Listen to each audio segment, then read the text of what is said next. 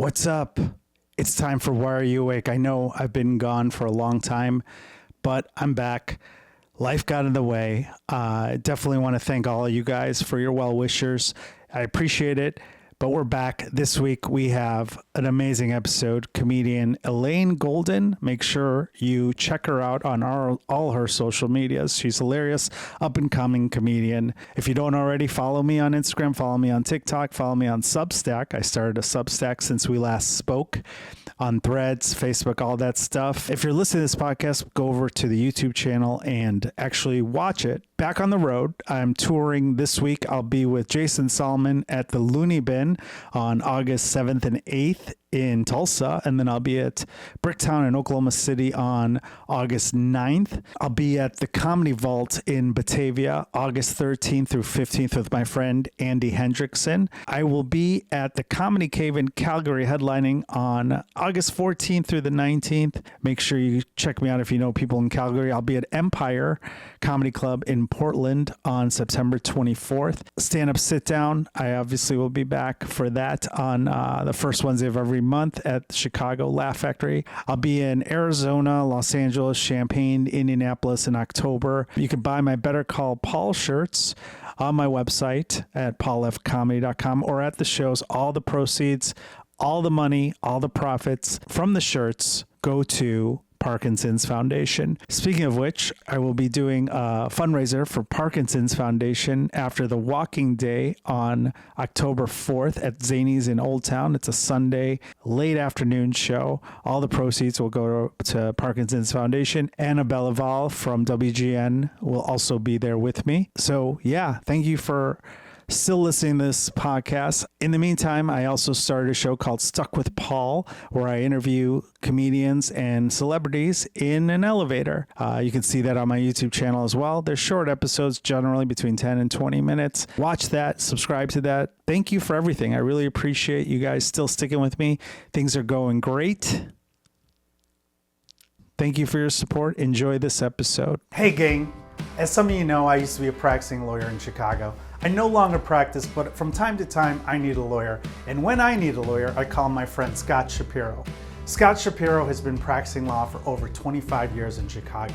He does it all, from workers' compensation to personal injury, employment issues, and even entertainment law and contract needs. If you need a lawyer, call my friend Scott. 312-648-8800. That's 312-648-8800. Or you can email him at scott@scottshapirolegal.com. Tell him I sent you. You're welcome. Paul Farahvar here. It's time for Why Are You Awake? This week we have the amazing Elaine Golden. Elaine, thank you for doing the podcast. Thank you for having me, Paul. You and I have done a lot of shows recently, and the one thing that sticks out is, as we've talked about many times and people need to know, is that you are an Ivy League comedian. I am a comedian, and I did go to a school that has that classification, yes. Princeton? Yeah, I went there for my master's degree. Yeah. Where'd you go for your undergrad again? The University of Miami. Go Canes. Oh, that's right. Okay. I forgot about that part. That changes it a little bit. You forget that I'm from Florida. I know. But no, I didn't forget. That's why I wore this shirt for you. Yay. It's a Florida shirt. Oh, is it Wynwood? Yeah. Nice. That's right now in the University of Miami. There aren't a lot of Ivy League stand-up comedians. There's a lot of comedy writers who are Ivy League. Why did she just do that? Why didn't she just do writing? Why are you in our space? That's it. Okay. Those are three questions, Elaine. That's a hostile start. Why are you here? Answer Why are you the awake? questions. This is a got you podcast. Go to sleep somewhere else. That's what I'm taking from this. If a gig just writing calls, I'll pick up the phone. Okay. That's not true. I do love to perform. So Yeah, you do. That's part of your shtick. yeah. Shtick, is that what it's called? Yeah. So, Elaine, Yeah, Paul.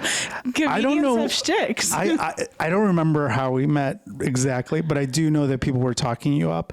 And I will say honestly, the first time I saw you at the Laugh Factory, I was like, I don't know.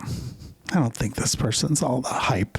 And then I saw you crush there, and I was like, okay, Now I got to worry about this smarty pants. A lot of times, because I have some shows that I do at clubs that I used to do music for. And so I got to be very picky about who can do those shows. Because I think the great thing about Chicago comedy is we have so many different rooms that are so different that prepares us for being touring comedians, you know? Like, I don't think New York or LA has that. Actually, you can go 20 miles outside the city and you're doing a show that's like middle America. Then I'm like, oh yeah, she can do well. And then I've had you on shows and you've crushed all the time since. So congratulations. Thank you. I feel as much as Florida is South Florida in particular has such a small comedy scene, the thing I learned there pretty early was you have to have different material for different rooms. Yeah. You can't think that the types of jokes that work one place are going to work everywhere. So when I came to Chicago, it's kind of tricky if you're just in Chicago, particularly because it feels like our comedy scenes are a little bit segregated. Oh, sure. So, but I feel like when I moved here, I've been pretty intentional about going to a lot of different, even just within Chicago, making sure that I perform in a lot of different rooms. There's different types of rooms, and now more than ever. When I started, it was segregated in terms of South Side and North Side. Now it's segregated in terms of certain clubs are more liberal crowds, and then there's rooms that are just like, oh, you gotta vote for Trump if you want to do well here. And I'm talking, of course, of the Laugh Factory. No, you did comedy in Florida too? For a little bit, yeah. Okay. I was doing stand-up, I'd say, for a little under 2 years before I moved to Chicago. Split between Jersey and South Florida. Jersey, okay. So when you were getting your master's, you mean? Yeah. So you did 2 years there, and what was like your club that you worked out of? Club in Florida. Indie shows. Miami? Miami, Fort Lauderdale, West Palm Beach. I mean, for the first little bit, no shows. It takes a little bit, like first 6 months. Really? You got to do Florida? open mics and things. I feel like in Florida, the projection is pretty quick. There weren't actually that many clubs, so it felt like most of the scene when I first got started was. Why did you start going into stand-up comedy? Oh, I had wanted to do it for a really long time. When you were a kid? I don't know about a child. Because, the first place I ever saw like live stand-up comedy was I think it was the Comedy Cabana in Myrtle Beach, South Carolina. Oh, right. Yeah. So it wasn't exactly like inspiring the awe that people who have cable and can watch Comedy Central get. It's a road dog comedy club. Yeah. They get a lot of good comics, but then a lot of comics who have been doing this for a long time. And I don't even remember the show I saw, but my cousin recently told me that when I was like, they let me in when I was like 14 or 15, that I was, the comedian, the headliner was doing crowd work with me, and then I was giving it back to him. You don't remember it? Oh, I don't remember most things. I have a horrible memory. Wow. Most of my life has faded away. That's not good for comedy writing. No, it's not. Do you write things down at least? Journal? I journal, okay, yeah. That's good. But honestly, whatever I write has to be pretty like a universal thing in my life, or it has to have just happened. I cannot remember dialogue for the life of me. If you ever hear me quoting something, I'm lying. Okay, but 14 wasn't that long ago for you. You should remember if you were talked to from a comedian. I don't. But then when I got to college, there was an open mic, all arts, and I signed up to do it, and I did quote unquote stand-up comedy. Did you have a concussion at any point? No. I have a thing where I can't see images in my head. Do you know about that? Aphantasia? No. Can you see images? We've probably talked about this. No, we haven't talked about it.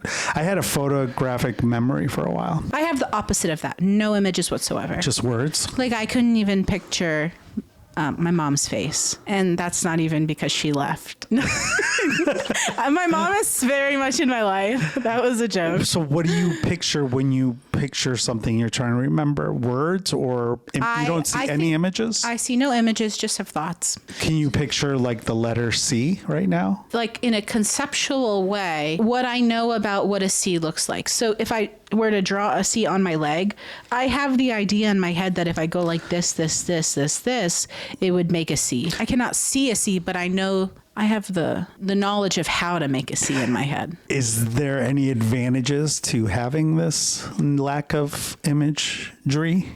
Well, I guess you can suppress bad memories because you don't remember the images. That's true. If the goal we're chasing is to really be in the present moment, then my lack of memory of the past gets me halfway there. Okay. So let's talk about the comedy journey. So you went to a comedy show that you don't recall. Who was there or interested? Probably planted a very early seed. Okay. People told me I was funny a lot growing up. I don't strike you as a class clown. So you weren't a class clown. Most comedians weren't. No, I'd say I was like conversationally trying to get a laugh. I was really big into puns when I was in high school. Oh, no. I know. In a way that was bad and horrible. Yeah. I picture you as book smart kid who was in AP classes in junior high, wore glasses, sat in the front, and was a teacher's pet. All of that is right, except for glasses. Okay. No glasses. I've always had pretty good vision. I feel like your puns and your sense of comedy sensibility may have been crushing it with the teachers, but not perhaps your peers. Yeah. Am I right? When I was in band in high school, I remember my best friend was... Of course, that's where I was going to ask next, but okay. We skipped ahead to band and theater. But no, okay. there's a point to this. Yeah, no, I agree. The mellophone section of the marching band, they're like marching French horns. Oh, you were in marching band? Yeah. Oh, I played trumpet, but I had a lot of good friends. I played the trumpet. Oh, nice. Cornet, but same thing. I would leave the mellophones mellophone-related puns in their lockers. They had a one mellophone locker. It was a huge locker where all the mellophones went. What's a mellophone? A mellophone is sort of like a French horn. Do you know a French horn? I do. Cornucopia of instruments. Okay. It looks like you could put a bunch of fruits and vegetables in the bell. And then they've reworked it so you get a similar shape, but you can hold it. It's like bigger than a mini French horn. Portable French horn. Who's like the biggest mellophone star? The biggest mellophone star in my life is my friend Jada. And Jada played the mellophone? Yeah. So you put puns in her. Yeah, there was Can you give us an example? Why couldn't you reach I don't know, this part of the band? They couldn't come to the mellophone. What's the phone? pun? Come to the phone? Oh, come to the phone. Oh, I see. Well, it's not good. No. It's bad. And you were how old at this point? What grade was this? I was probably like 16, 17. Oh, dear God. This is high school. This is high school. When you were in junior high then, what were you Paul, I'm going to tell you something, Paul. I reread my yearbooks because my memory is so bad and I'm taking a test to see how bad it is. And I wanted to see if there were things I forgot. So I was reading what people write in your yearbook. Yeah. So many people, even from elementary school, said I was so funny. And Really? then some people said they hated my puns. Generically speaking, when you're not close with people in high school, they just would say, oh, it was so fun, you're funny, you're nice. Don't toot your own horn there. And I'm not saying this in a sense to I wasn't super funny. In fact, of my group of friends, I'm like the least funny. I think stand-up comics weren't the class clowns. We were the observers. We were watching around, seeing what's up, and then we'd react. Whereas improvers were like class clowns or actors. They wanted attention. Don't feel bad that your puns were not a success. Listen, some people really liked them. And when did you drop that from your act? I still have a couple in my act. Okay. They're kind of hidden. So they're only funny to the mellophone section. I do have a thing about studying economics and then not getting dates in Miami. And then I do share that people were not demanding the curves I was supplying. That's a good pun. And that is a pun. But it makes people feel smart, and I want to give them that. I'm really generous in my comedy. Were you a night owl back then? Oh, yes. Why? What were you doing late at night? Living my best life, watching TV, lounging on the couch, enjoying a Diet Coke. And whenever school was not in session, I would not go to bed until 5 a.m. Really? Yeah. As a kid? Well, my mom worked nights, so it was pretty normalized that you could be up at night. What kind of stuff were you watching? Oh, Frasier, Friends. I didn't have cable growing up, so it was just Really? Cheaters. Do you know about Cheaters? I know Cheaters, yeah. Were you ever getting in trouble late at night, like with friends, or doing any vandalism or? Well, on sleepovers, sometimes things would go amiss. You'd like buy some eggs and egg something. Okay, egg someone's house, you mean? Or a vehicle. One time we broke into our elementary school. We hopped a fence just to take it all in, to feel big. Were you drinking or anything in high school? I did not drink. Or drugs, I assume, was not on the table. No, I don't know what was. I was just like high on life. I was still pretty innocent. Don't you worry. I got to college. I hit the ground running and did not know what limits were. University of Miami is a party school. It is, yeah. But I feel like your version of partying in Coconut Grove is a little different than. So I partied. I was in Model UN, and those guys partied really hard. The first time I ever got drunk was with my Model UN friends. All of this sounds so lame, but I promise they were like genuinely cool. So once I played a Prussian general in the formation of Germany. Oh, wow. So you got to be the bad guy? That's a good question. I can't remember enough about it to Oppression. Tell you. Not oppression general. Prussian? Oh, Prussian. Like Prussia? I thought you said oppression general. I was like, I'm pretty sure that's the bad side, Elaine. Yes. I was Prussian. Gotcha. A Prussian general. First order of business. God. Segregation. So let's go back to high school really quick. So you're staying up late, just watching TV and just lounging around the house because your mom allowed it. Yeah. How about your sister? What was she like? I think she went to bed earlier. So she was a partier? No, she mostly slept. Okay. I think she had some mix of anemia and, and depression. So you're up late at night. She did party more than me, though. I remember she had a party once. She got some sort of busted. At your house? At my house. Did you tell on her? No. Someone, I guess, went home and was like drunk or something. Oh, this is in high school? Mom came to our house. Oh, yeah. So your group of friends were also in marching band, I take it? Yeah, I had friends in band, and then I had friends. I was in charge of a volunteer service club. I think everyone in Florida does that so they can get like credit for college. They right? do. There's Bright Futures. Bright Futures. You only need 150 hours. I was volunteering all the time. I graduated with over 2,000 service hours. Oh, wow. So you just liked it. Well, I wish I could remember what I was thinking, but I volunteered one day at the library, Wednesday nights at the library for 2 hours. Those hours went by really slowly. I had to organize DVDs. On Sundays, for 4 hours, I volunteered at the front desk of the Cleveland Clinic Hospital. You got to see some cool shit. Yeah, but I did that every week. And then some Saturdays, and people with developmental disabilities would ride horses, and then I would be one of the people to help walk the horses around. I was like a fiend for these service hours. You were a good person. I don't know if I was doing it for the service or if I was doing it for the hours. What else were you gonna do? Watch fucking Frasier? What if I went to a party though? Wouldn't that be cool? So you didn't get invited to any of the What about marching band parties? Didn't they have like their own nerd parties? Yeah, but they were like only birthday parties, not like. It was never. I feel bad. Some people went to warehouses. I never went to a warehouse. Because you were afraid? You just thought no it was one directly invited me. Yeah, but sometimes you could just show up at those things. I didn't realize that at the time. Okay. So your first... Don't feel bad for me. It worked out. Great time. Yeah. And I probably have more brain cells than most. It's also ignorance is bliss because you don't know what you missed. That's true. Because of my bad memory. Well, that too. It's a win-win in a way. Yeah. So you get to college at the University of Miami, and rather than join a sorority, you join the UN. I also joined a social justice housing community. Oh my God. And that Are I you going to go into politics or something? No, I don't like politics. Okay. In college, what was your first taste of comedy? Oh, yeah. We had some stand-up comedians come to campus. I really enjoyed that. But you didn't try comedy until you were how old? There were a couple open mics. I went to maybe 2 open mics on campus. One of them, I did what I thought was stand-up comedy. And the second one, I did what I thought was storytelling. What was the first thing that you thought was stand-up comedy, but why wasn't it? I can't remember what I talked about. Well, you said you thought stand-up, so... But what happened was I was on stage. It was at this like freshman orientation thing in front of hundreds of people. I love the limelight. So I got on stage and there was a malfunction in my microphone at one point. So when I said something, the microphone went... Yeah. Little ASMR. But it did something like, it made such a big sound, and that was like the punchline to whatever I was saying.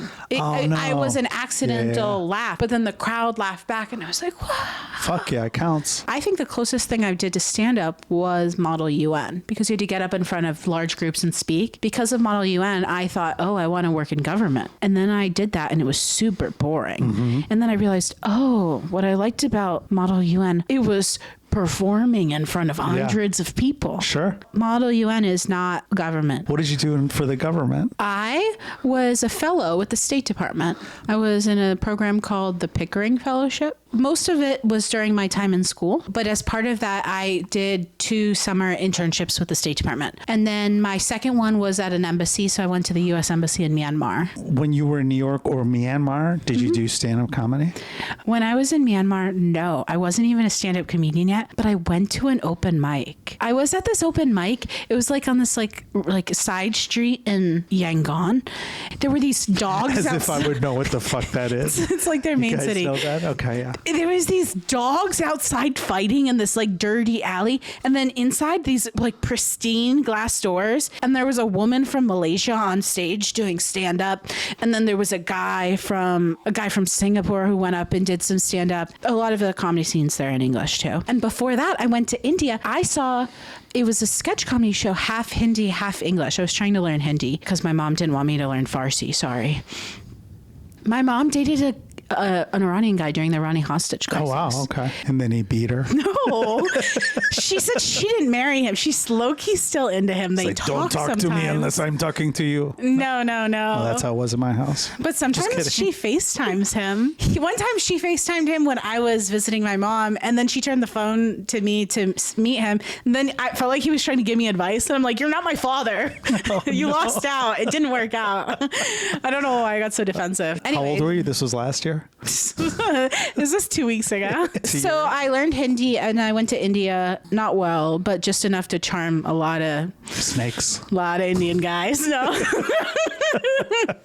Oh, I was really into this, even though I didn't realize it. In Singapore, I matched with a guy on Tinder, and I was like, take me to a comedy show. And then we went to a comedy show. Did you watch stand-up specials late at night or watch like SNL? I didn't have any of those, no. Right. I never watched. Kids now don't even watch SNL. Like my nieces are, you know, I asked them, my niece and nephew, I'm like, you guys don't watch SNL? Like that was such a thing growing up. I've actually had to go back now, and I've watched a lot of specials to like comedy specials. See what I missed. Yeah. See, I don't watch any specials now. I did like them when I was a kid or before I did stand up, but I can't watch them now. I've been trying to see more headliners live. Yeah, that's a good move. Been watching some people who come to Zanies, the Den Theater, because the hours people put out in their specials, that's in front of their crowds, and they've edited anything out that they didn't like. So I think it's really cool to see. My goal for the year has been to like feature as much as possible, because then you get to see a ton of headlining shows. Yeah. To see the same headliner do multiple shows and see what they're doing. I've been on the road, and this is why I don't want specials. I'll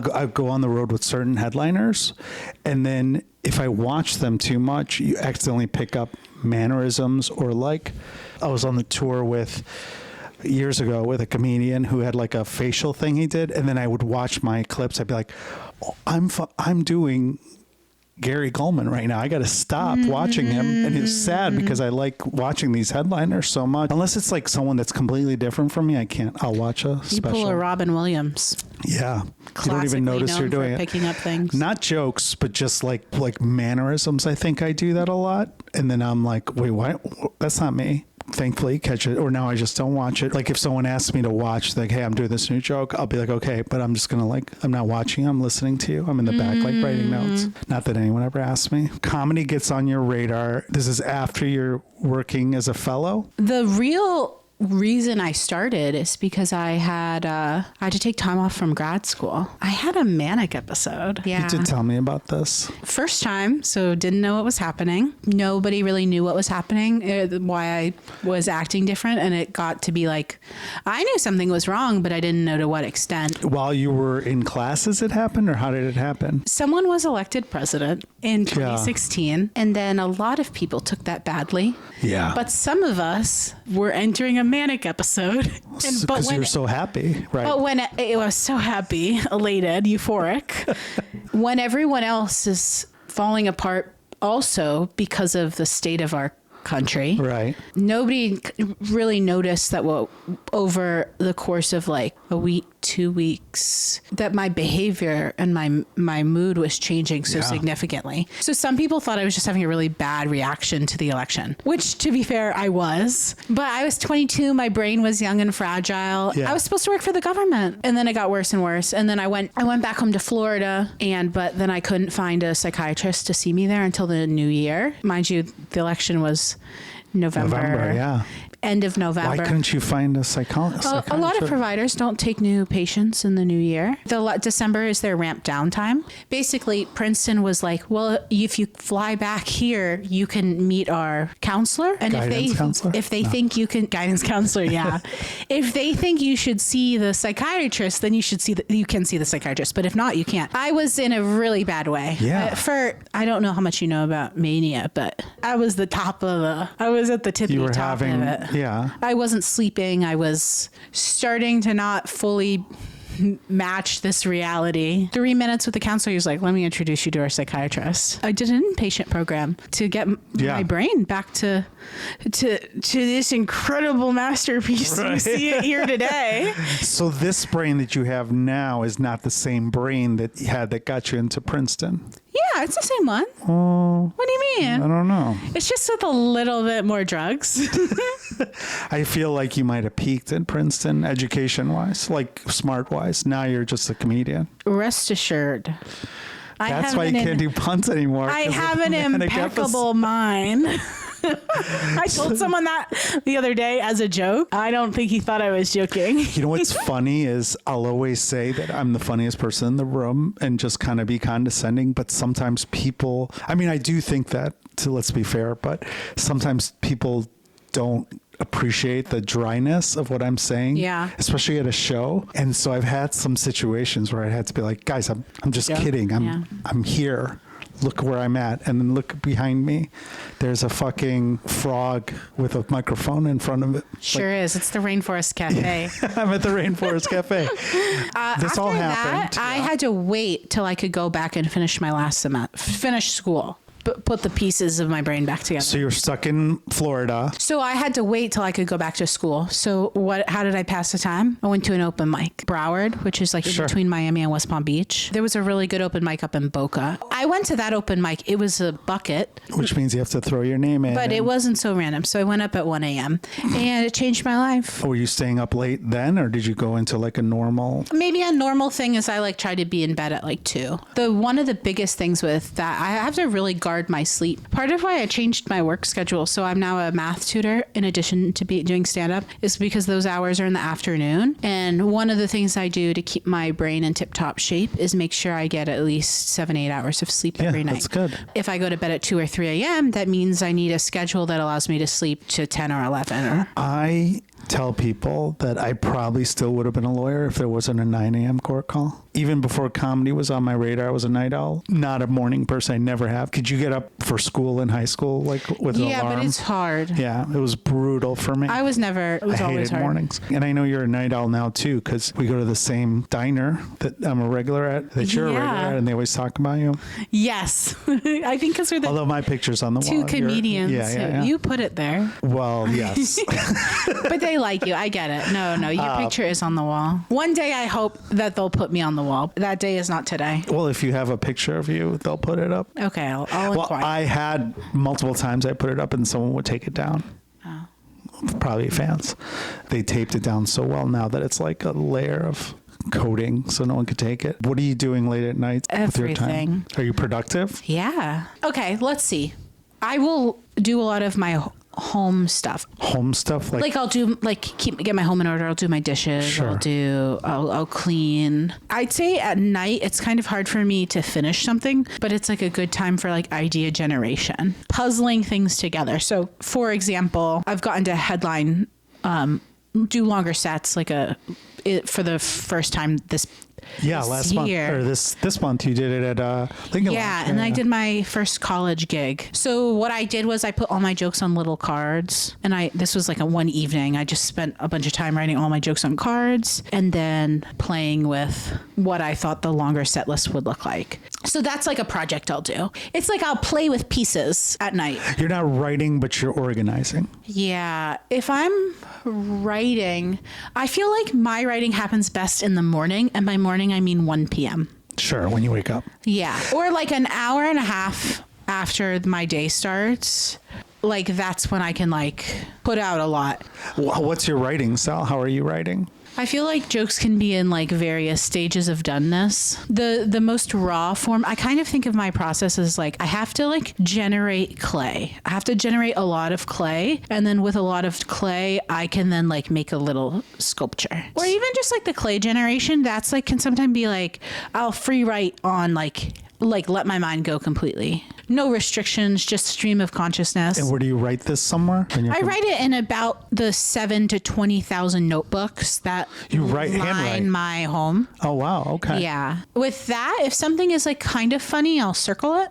If I have my mind on something in particular, I'll write about just that. And then I have a lot of voice notes too, so I don't lose anything. Do you record all your sets? Yeah. And then how do you know it's working? You just try it out during a set or an open mic or what? Open mics. There's this thing of like trying something out at a show. Depends on the show. Exactly. If I try something at a show, I'll have a very early bail point where if they're not on board really early, I can just get out. Or you have something ready on the other side. That I like a good sandwich, yes, as well. I think I told you earlier, I'm really tired this week. It's been a busy couple of months. But once I have a little bit more energy, I'm going to work on a new 10 minutes. Basically, I'll take like 4 or 5 premises, go to a few open mics, try them out. And then the 1 or 2 that are most exciting, I'll work on those. And then I'll take another 4 or 5 premises, take those 2 open mics, and then 1 or 2 that are exciting. And then I'll have like 2 to 4 that seem like they have legs and are exciting. And then I'll work on those. And then hopefully that'll turn into a new 10 minutes. You talked to me before we started the podcast that you're taking a week off of comedy. Yeah. I took a week of like more chill. I think I only performed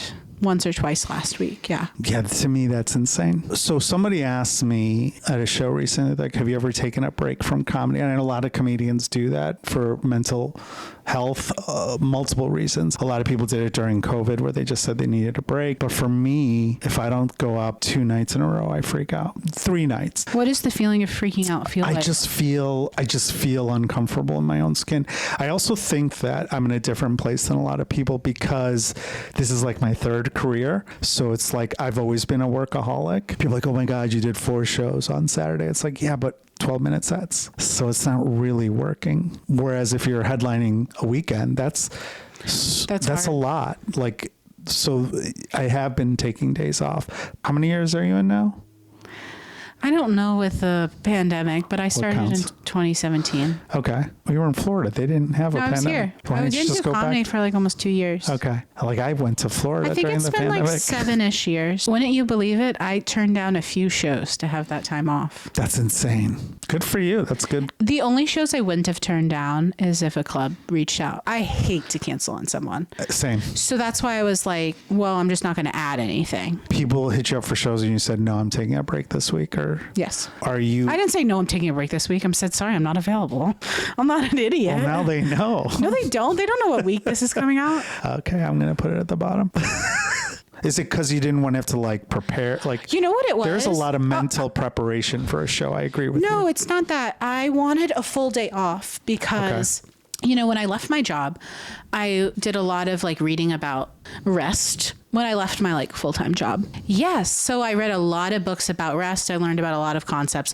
One of the concepts I learned about, which I think is the most beautiful, is this concept of time known as Kairos time. Have you heard of this? So I think it's Greek. The Greeks had 2 different words for time. In English, we only have one. The way we think about time usually in English is the concept of time. I think in Greek, it's called chronos time, chronological time, time measured in minutes, hours, days, weeks, years. The idea of Kairos time, which translates to God's time, but I don't really like that, is the time of moments, of seasons. Seasons like springtime. Springtime isn't a day to a day. Springtime is like when the flowers bloom. The time like a sunrise. Every day at a chronological time, at a minute, the sun sets. Sure. But the moment you watch a sunset and enjoy it is Kairos time. It's like an experience. Yeah, it's the difference between minutes and moments. And what I learned for myself is that when I don't have any minute commitments, I can explore the moments of time better. It lets me live in it's kind of like it like warps time so that in any given moment I can say, what does this moment call for? Not what do I have to do at this minute. I went and rode my bike at the lake. I would never do that at the time of day I went. It was like the evening. Normally it'd be like dinner time, but I really wanted to go. And That's dangerous though. No, at the lakefront. Okay. No, it wasn't dark. Oh, okay. It was just like 6 p.m. The sun sets at 7:30. And then I journaled a little bit. To me, the not having to be anywhere at a certain time kind of brings out that like childlike thing where time is not. Sure. You could just see what you want to do. I understand what you're saying. I think it's I went and I got some veggie biryani. I walked at the park next to my house. I will tell you, I could have gone and done like open mics. I had nothing against. Right. I had nothing against it. I just but it wasn't scheduled. had nowhere I had to be. So I got to it. really see in that moment. What about just going to watch comedy? Did you go do that during your time off? Oh, I actually considered it. I only want to see headlining sets right now. Yeah. I'm not so interested in showcases. It's a different skill set to headline because you have to learn about pacing and nobody can go up there and just crush an audience for 45, 50 minutes. No. You have to take them on a journey. Yeah. And it's fun to watch certain comics do that. And then the check drop, which is such a fucking... I hate it so much. I'm learning to deal with it. I have so many clips now of me yelling at people during the check drop. And it's not their fault, but it sucks so hard. I learned something though. Someone taught me that they have the manager give them the light when they're dropping the checks, so he knows it's coming. Oh, nice. So that's you can a good prepare move. your set for it. Correct. That's good. So then you can do a crowd work bit or whatever you want to do. Yeah, I heard some people have check drop bits. Yeah. Bits that they do when it. Yeah. Not it's fun to watch. That's the one thing that I would advise if you're watching headliners is how they handle that. Although at Zanies, they don't do that. They don't do the check they drop, just do it at the end. which is crazy. They should do that everywhere, by the way. That's the one thing I'll do when I get big enough where I'll be like, you can put it in the contract. That, Checks at the end. Yeah. Like I've done shows at clubs that don't do it, but they only do it for so-and-so. You're like, okay. The only drop I want to see is a lemon drop. There you go. Is that a pun? Certainly wordplay. I don't think it's a pun. What do you do now after your shows? Oh, sometimes I'll hang out. What are the kids doing these days after shows? I don't hang out with anybody. So I'm not invited. It's not. Listen, Paul, I'll get you in. Yeah, it's okay. I had a good run. I don't drink anymore, really. I don't really drink either. Yeah. I don't really drink because of my brain. I don't really smoke. I don't smoke. So What are your vices besides Diet Coke? Diet Coke's a big one. Mm-hmm. And then I like sour punch straws a lot. Those are good. So what are you doing after the shows if you're going out with comics? You're just hanging out, but you don't drink at all? Yeah, sometimes I don't like to drink at all when I drive. And then I drive everywhere. So Me too. I have to, if I went to a friend's birthday party, I took an Uber. Because you're drinking? Yeah. No, just hang out. Well, there's that come down from shows. Right. So I used to do this thing where I'd try not to come down from it and I'd go to an open mic and then I realized. After a show? Worst idea ever. Yeah. It was super dumb, Paul. Oh God, it's the worst. Unless you're the star of that open mic. Let's say you headlined a show and you go back to your thing. That was fun. I did that a couple of times where you go back and Paul just headlined the first show at blah, blah, blah. Yeah. And then you're just sticking around at the end of the show. But 99% of the time, that's the worst idea ever. It's not good. Or doing another show. If you've already had a good show, Yeah. don't push it. I've decided harm reduction reaction is getting a little treat instead of just going to an open mic, like a cone from McDonald's. Okay. And then going home. That's a good move. Also, like a show I can watch when I get home. Right now, the show is Glee. And so then I never watched it before. I don't know what happened. It's almost like I'm an alien. I have zero cultural references. I don't know. That's why I can perform for old people, because I'm not. Oh yeah, we're doing an old person zero show. Culture. I'm not tapping into any modern musical or. That's good to have. Honestly, that's when I started comedy. I'm the Taylor Swift of stand-up comedy. I don't know if that's the right response.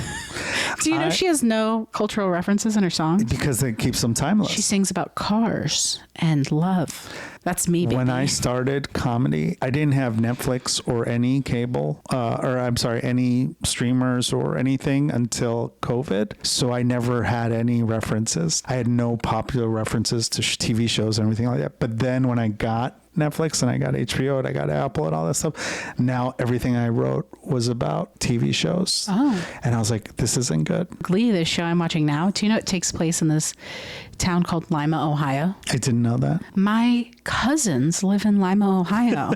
And let me tell you, Lima, Ohio is not as diverse as this show presents it to be. Yeah, it's Hollywood. It's all make-believe. I know. This show's about like a Glee. My cousin didn't even know boys could wear nail polish. Yeah. Like that's what's happening in Lima, Ohio. Changed. Thanks, Obama. My cousin, like right now, like I visited and she was like, a boy was wearing nail polish. Really? I feel like kids now they're like way into like stuff that wasn't cool when we were Maybe kids. in Chicago. No, in but Florida too. Not in Lima, Ohio. I grew up in a time where everyone that was gay was closeted. Can you imagine that? That's why there was so much fighting. I believe it. We would solve so many problems if Mike Johnson just came out of the closet. Maybe at least a couple. That'd be really good. What about when you're on the road and you're doing shows? What do you do after the shows if you don't know anyone in the town? Well, you just did when I did my college gig, I got to go to Boston to be on Stories from the Stage for the PBS. But I told my friend William to apply too, so he got it.